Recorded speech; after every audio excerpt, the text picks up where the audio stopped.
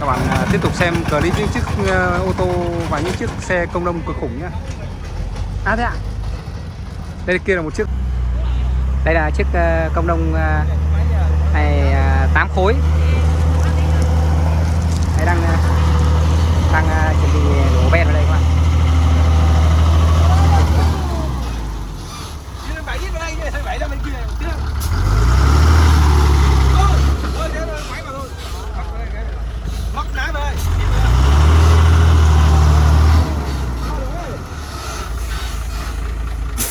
Chiếc ô tô chở cát vàng cực khủng các bạn.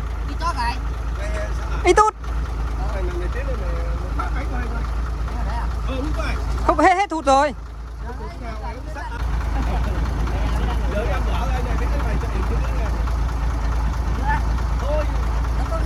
Chiều tối. Không đi chạy cá đi, bảo nếu không được chạy đá như để cứ chạy đi sáng mai lên xe đá này. Cứ chạy cá đi. Chờ ngày hôm nay chưa hết được 2 chuyến này. Các bạn đang xem chiếc xe ben cực khủng chuẩn bị đổ ben đây các bạn.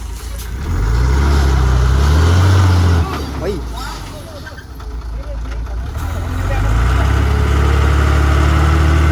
Còn con chiếc xe ben đang đổ ben nhé. Thanh niên lái xe.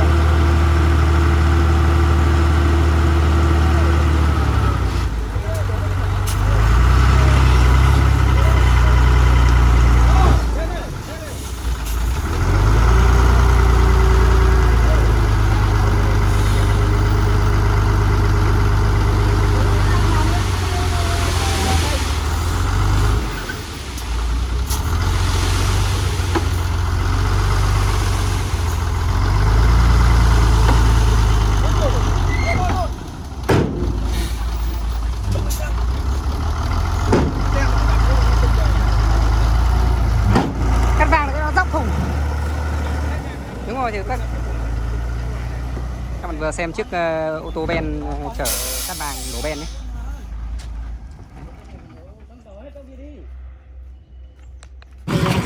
Cát đá.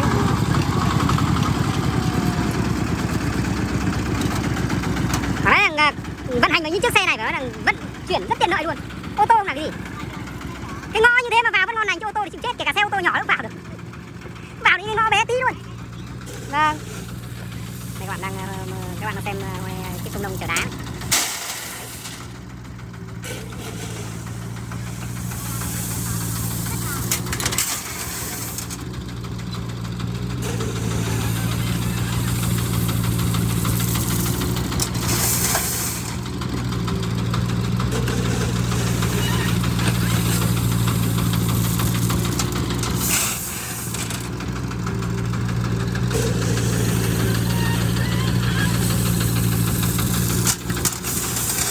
Ngày xưa các cụ mà đổ chân là các cụ sửa. Các cụ người ta ngày xưa là đá. Bây giờ thì không cần đá. Giờ là đá toàn đá sạch.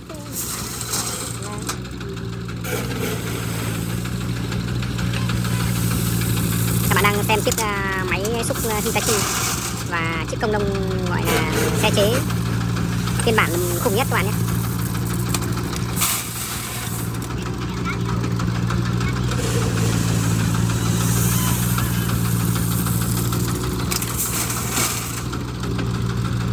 Con này máy nhỏ nhưng mà có đầy đủ hết các bạn, tháo lắp nhanh. Đấy, tháo lắp nhanh nè. Nắp gầu bằng, gầu răng, gầu búa được hết. Búa phá cũng biết đủ hết. Trong nhỏ này tôi làm việc rất là đa năng luôn.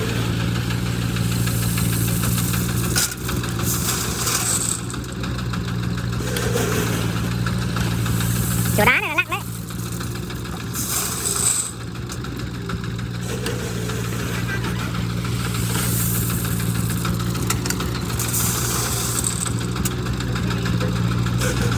Khối.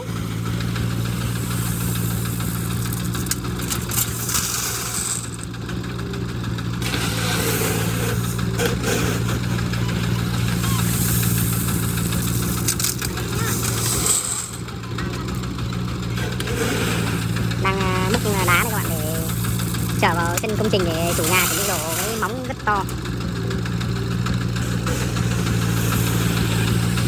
Múc rất tiếp bật luôn.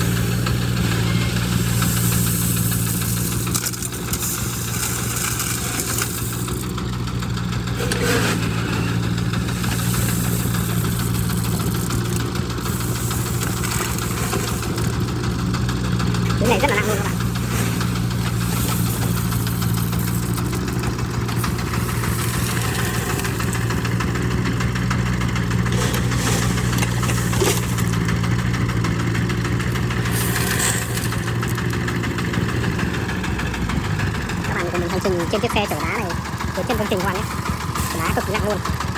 Đấy, các bạn đang theo dõi chiếc xe công nông chở đá cực nặng này. Chiếc này chở nó rất có kết luôn đấy. Xe đi rất là nặng nề. Đây là chiếc xe chở đá các bạn. Phiên bản cái công nông khủng nhất. Lốp kép.